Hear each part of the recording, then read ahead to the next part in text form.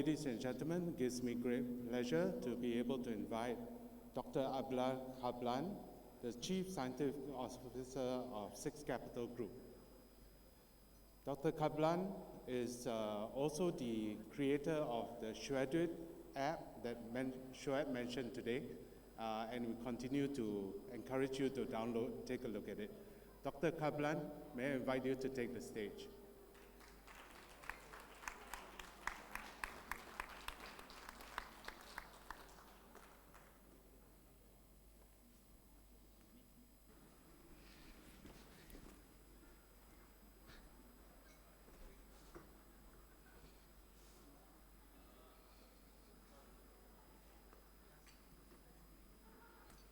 Okay, hello everyone, can you hear me?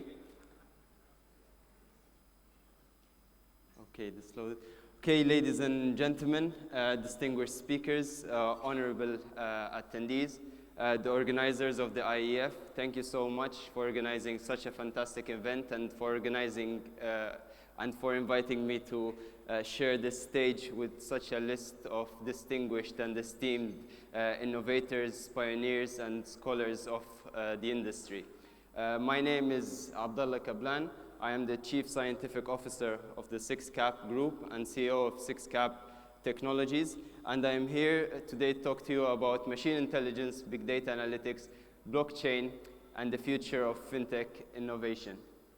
When I was preparing this speech, I decided that as a first generation millennial executive officer, I need to actually draw inspiration from some of the events that I've witnessed through my lifetime and that has helped shape my generation of digital migrants and also the entire world around it. So I'll be taking you through some stories, personal and general stories as well.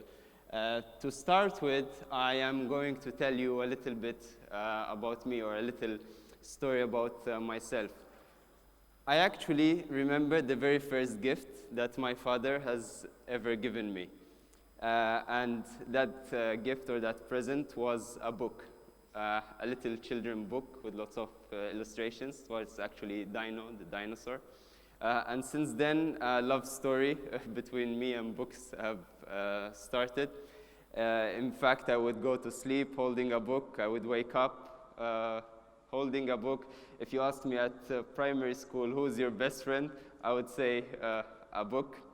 And the love story has developed throughout the years until in the year 2007, an event or a global event has happened that has kind of disrupted this love story a little bit. And that event was the launch of the first generation of Kindle. See, e-book readers have existed for quite a while. However, they were a little bit cumbersome, difficult on the eye, hard to read, very hard to acquire books and titles. Then came the Kindle, and it has transformed this concept of e-readers and took it to a completely different level. It was easier on the eye, faster to access, huge library of books. You'll be able to download any book you want, and you can read it fast and efficiently. People like me who love books or love knowledge in general realize that it's much easier for us to actually use these e-readers. Don't get me wrong, I still love a good old book, but I realized that my love and passion was actually in the knowledge or the content rather than the concept of the book itself. The publishing industry in general, or the published book industry, was not affected that greatly. However, we witnessed the creation of a completely new market within this industry. In 2007, the market size of the e-readers was around $500 million. Today, it's a $15 billion industry. So a new industry that's just emerged in 2007 now is a huge giant. And the reason why I'm using this example to start my talk is the financial industry is actually witnessing its e-book moment. If we think about finance in general, finance was meant to be a science similar to biology, similar to chemistry, maths. However, when it came to finance, got lost a little bit into human interpretation. We got stuck into a legacy framework that is very difficult to change unless you actually start from the ground up. However, we're witnessing now a new wave of innovation that is taking on the financial industry. If we look at the financial industry throughout its history, 4,000 years since the very first recorded financial contract around 1,000 years ago, a grain contract, funnily enough, in Sumeria, the innovation from in the financial industry has always happened from within.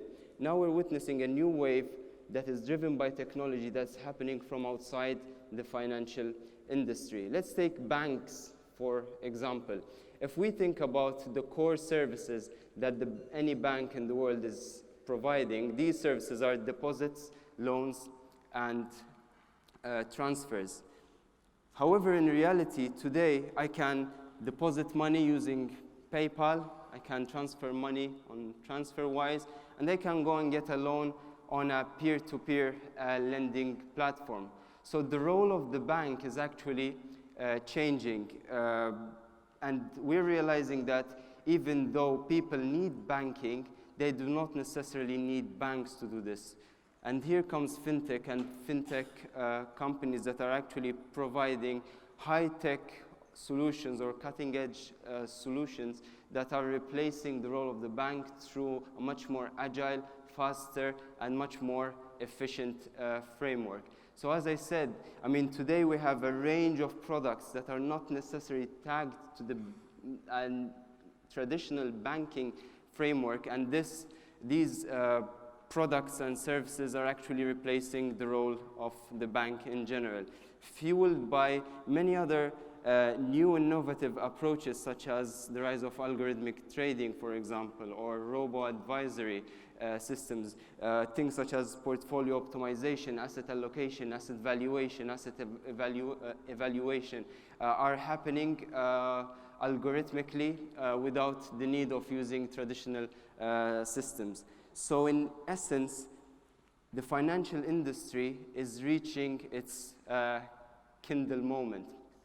And one of the reasons why this is happening, and funnily enough, in my opinion, took quite long to happen, is trust has been eroded since the financial crisis in 2008. If we look at the fact that between 2010 and 2015, the world's top 16 banks have incurred more than $316 billion in conduct-related fines. That says a lot about that industry in general. A recent survey by the Millennial Institute has concluded that more than 73% of millennials, which are people between the age of 18 and 35, are much more excited about a financial product that is launched by Google or Apple than the same financial product launched by their bank. So we're noticing this change more towards technology-driven financial products. And for that, we need still to have a very solid base of regulation, but a robust and efficient type of regulation. It's no secret that in the Western world, we're currently suffering from economies that are heavily entrenched. We're suffering from over-regulation. It's very difficult to launch a new product or go to the market with a new innovative product without having to go through various hurdles that are related to regulation. We do need regulation, but we need regulation that understands the technology that we're using. And through that, we build credibility that leads to a good, innovative product, and everything is driven by a very high end or cutting-edge technological innovation. So I personally envision a future where it is common to be able to log into my financial account using my heart rate biometrics, for example, be able to borrow money via peer-to-peer lending platform like RateSetter, being able to top up my Starbucks e-wallet, being able to access my financial portfolio using my artificially intelligent robo-advisor that will be able to construct a dynamic portfolio that gets optimized on a daily basis, and it will be able to make sure that it's maximizing my profit and minimizing my risk. And for that, I would like to move on to the second part of the presentation, which is more related to the type of technology that we're using nowadays, which is artificial intelligence. But before speaking about artificial intelligence, I would like to tell you another personal story about myself, is that I actually also remember one of the first movies I've ever seen. Funnily enough, myself and my older brother, when we were kids, we were obsessed with this movie, The Terminator, for different reasons. And again, this is not bad parenting from my parents, it's just what happens when you leave two sneaky boys alone at home and they find a VHS and they watch it. We love this film for two completely different reasons. In the case of my brother, he was more obsessed with the concept of Arnold, or the Terminator, with muscles coming from the future to actually terminate this person in order to make sure that he does not lead the revolution against cyborgs in the future. In fact, my brother, who is much bigger, stronger, better, good-looking than me, he used to try to even practice after watching the film and chase me around the house to terminate my own existence. My obsession, however, was more on the concept of Skynet. And I remember at a very early age, I was very impressed of what is this thing that they're calling an intelligence or an artificial intelligence that is actually controlling these cyborgs, that is actually making them move around, that is making them take decisions, even though they were really bad decisions. And I'm not trying to promote exterminating humanity, but it was extremely interesting for me to even understand the concept of having machines that can think. And since then, and again, being a bookworm, loving to read, growing up wanting to find out more, I started trying to find out more about the concept of intelligence. One of my favorite definitions of intelligence is Jean Piaget's definition, which says, intelligence is what you do when you don't know what to do, when neither innateness nor learning has prepared you for a particular situation. Meaning that in general, intelligence or exhibiting intelligent behavior is doing the right thing at the right time in order to ensure your survival. Us as humans or people, we experience intelligence in various ways. I mean, we have intellectual intelligence, intelligence that helps us solve complex problems or solve a puzzle or exit a maze. It takes some intellectual thinking process. Social intelligence, which is something that us developers were always accused of being quite socially awkward and not having that type of intelligence, which is being able to interact with people in social situations. Emotional intelligence, being courteous to others' feelings and others' thoughts, and making sure that you're making everyone around you happy. As humans, we experience all these different types of intelligence as an entire intelligent process. However, in the context of AI, it doesn't mean that when it comes to these different types of intelligence, we can't develop them in various different ways. I mean, our brains are wired in a way that is continuously assimilating, analyzing, and implementing instructions. I mean, if we look at you now here, you are listening to what is being said. You are seeing what's happening. You are smelling, sorry, bad example, but you are actually trying to sense your surrounding. by using your various senses. And this is exactly the same thing with intelligent machines that have sensors that are trying to sense their environment, whether that environment is footage, for example, or whether that environment is data. And we will cover data in a bit.